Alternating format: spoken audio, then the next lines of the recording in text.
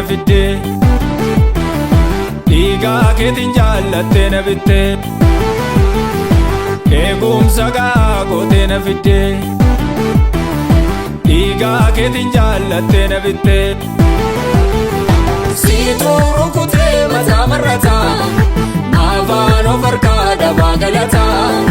maafaan of harkaa dhabaa galataa siituu waraane mataa marrataa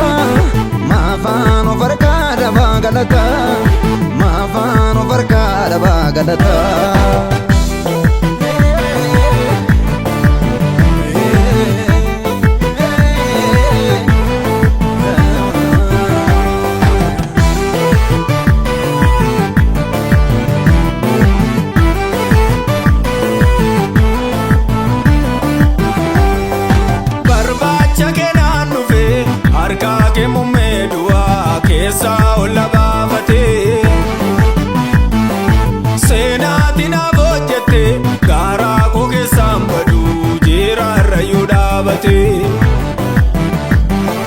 duwwaa futuunee gamoo arfiin irra doomsitee naan jette mucaa dhabaa kanaaf ansi faarfadhaa oolmaa keenarraa jiruuf siif galatanoo qabaa.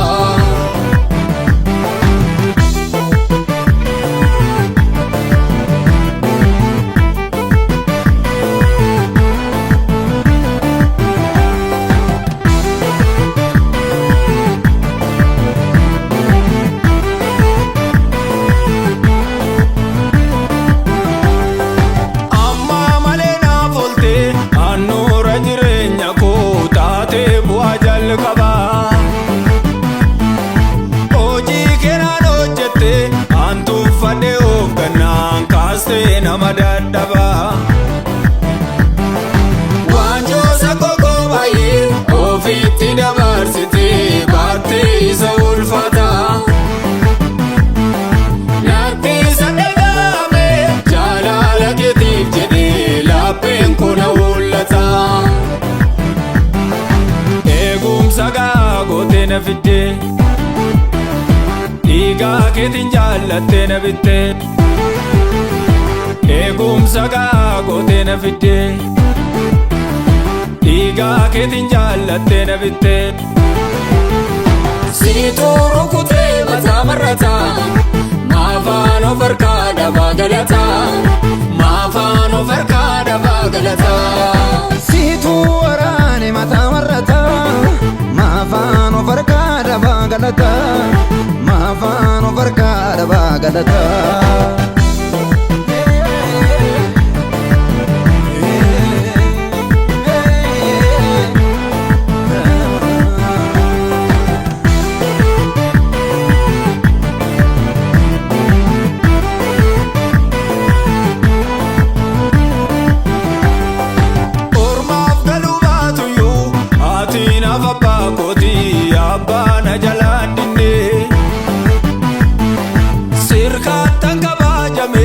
barbaachisaa jireenyaa maanaa kee keessaan namni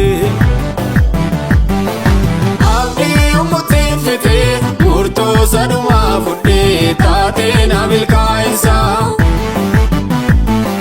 jaalladhee si jaajadhaa arfiin du'a doomeraa siinaa baasee bilisaa.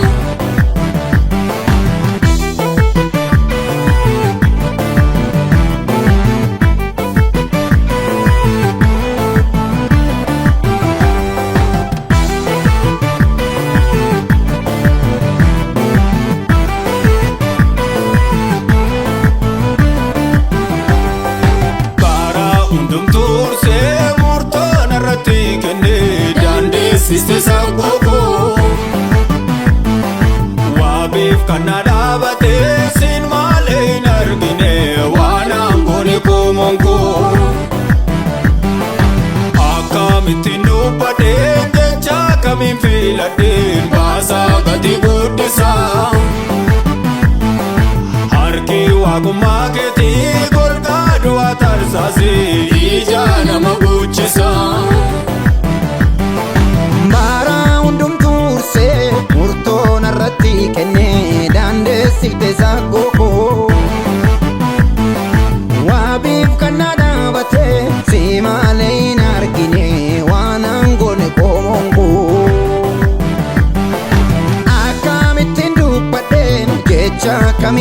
yaddeen baasaa gati guddisaa